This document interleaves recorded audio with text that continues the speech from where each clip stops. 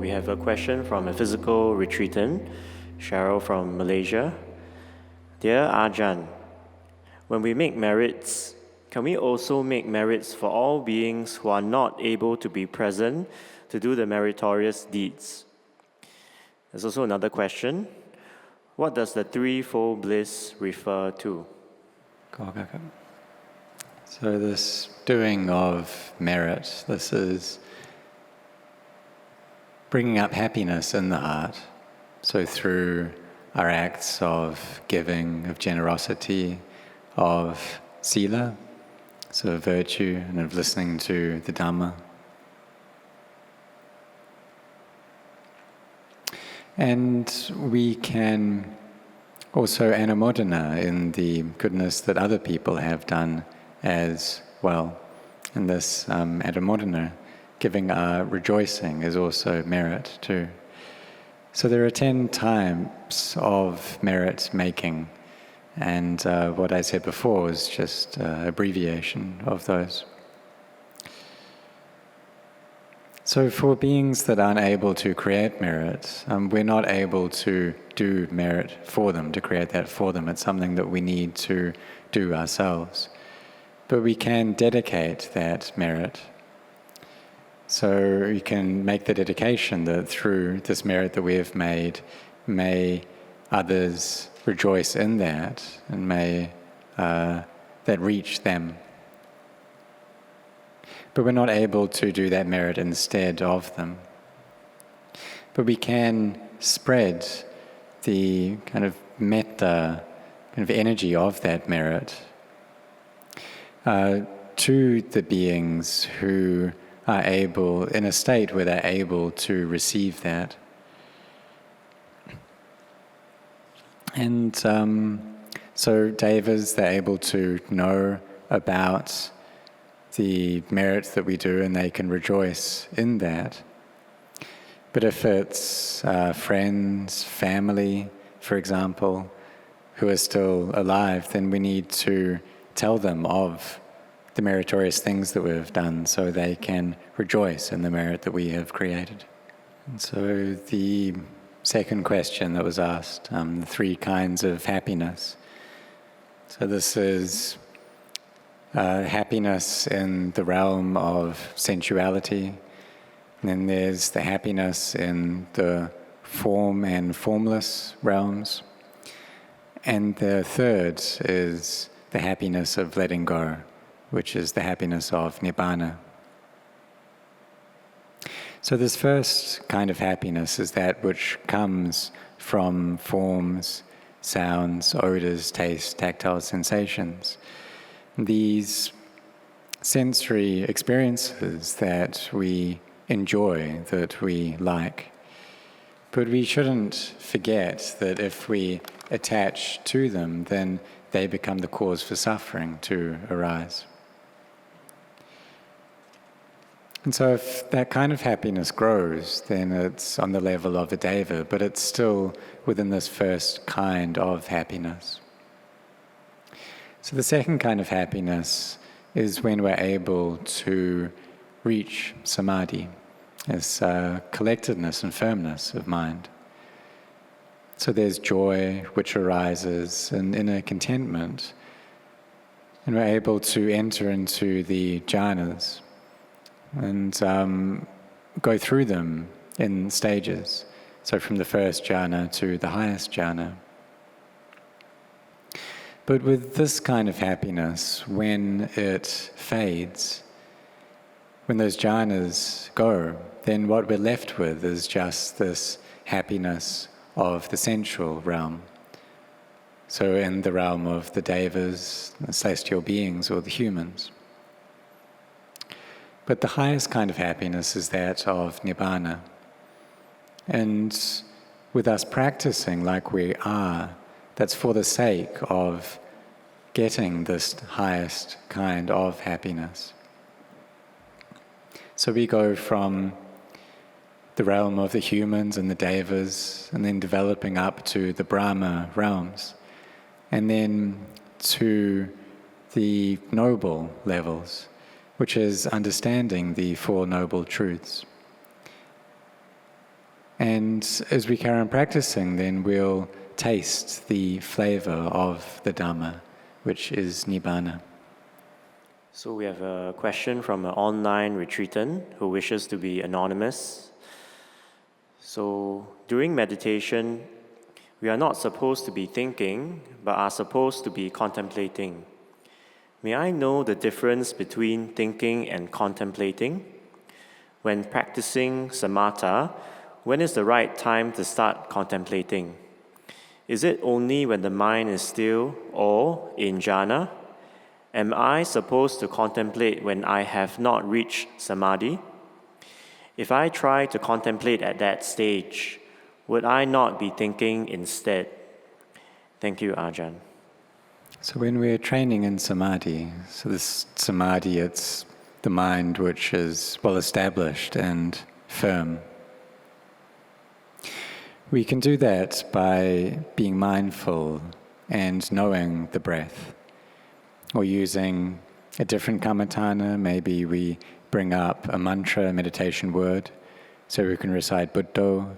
So this is Buddha Nusati, it's the recollection of the Buddha.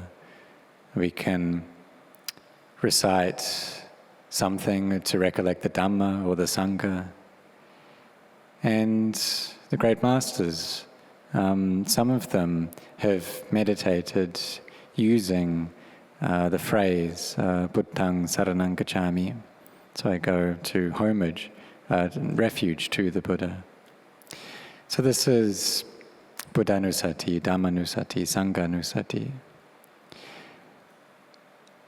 And we can bring the mind to the breath as well, bringing the mind to stillness, and then not allowing it or trying not to let it think or proliferate. Just trying to bring it to the state of samadhi until these thoughts slowly fade away and they're replaced with rapture and happiness in the heart.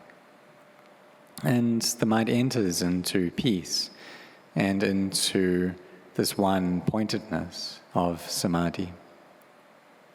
And when the mind has entered into this one-pointedness already, then eventually it will start to proliferate, start to create things again, from exiting from that state of peace. But as it's proliferating, there's still peace and stillness in the mind. And so we are aware of what's going on with that, and we have mindfulness, knowing and looking at that, the mind creating in this proliferation, and seeing that it's not me, it's not mine, that these thoughts are not me, that all of them are just suppositions. And in seeing this, then we can see the Dhamma, we can see it with great clarity. Or when we are contemplating, then we can, say, contemplate the people that we see. So we see someone old, someone get sick, or someone die. And then we can contemplate how this life is not sure, how everyone who is born, they need to experience this old age, don't they? They need to receive pain like this, don't they? They need to die in this way. So we contemplate like this. And then as we're contemplating, then the mind gains this stillness and peace of samadhi. So you see that in creating samadhi, there are two methods to do that. So the one is using the breath or reciting meditation words, phrases, until the mind comes to stillness and to peace. And the second is to contemplate. So contemplate the body being composed of natural elements, these four elements which break apart. And they have this state to be this way. And as we carry on contemplating, then the mind grows in stillness and eventually comes to peace. But then it starts proliferating again. It starts to create these thoughts, ideas of beings, of individuals, of me and you, that these arise. But we are immediately aware of what is happening, and aware that there isn't actually a person there. There's no individual, no human. And so the mind can be very bright and see the Dhamma here. And so there are these two methods. One is contemplating to bring the mind into peace, or contemplating with a state of peace. So it's not just proliferating, because this proliferation, this is a restlessness of mind. It's the mind being in an agitated state. So therefore, we are cultivating peace through our contemplation. And so it's different from being restless and from proliferating. So we have a question from a physical retreatant, KJ from Singapore. Dear Ajahn, how do I practice when I'm not feeling well, sick, tired, etc.? Thank you, Ajahn. Okay. So you should be mindful. And the more tired you're feeling, the more mindful you should be. So if illness arises, you contemplate that this is normal. If there's pain, contemplate this is something normal and accept the truth. But you need to practice here as well. It's not that we only practice when we're feeling well and at ease. But when there are these painful feelings, when there's aches, tiredness, we see how before these weren't present, but they've come up just now. So this feeling has just arisen. And this pain, this tiredness, will that leave? Will that disappear? Well, it will go. So we see that it's anicca.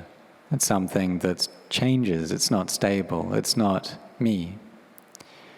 So we take this mind to contemplate the body and contemplate the feelings. And if the mind comes into peace, then it's able to separate out from the feelings, and there can be a sense of buoyancy in the body and the heart. But it's something that we need to train in. And if we're feeling tired, this can actually be a good thing, because the mind won't be scattered and restless in that state. That if there's painful feelings, then it's easier to establish mindfulness on those. So try it out and train in this way. So the next question is from a physical retreatant who wishes to be anonymous. To Longpo, I'm stuck between lay life and monastic life. I planned to ordain 2 years ago and gave up my job and home. I did not go through with it, but I feel there is no place for me in worldly lay life.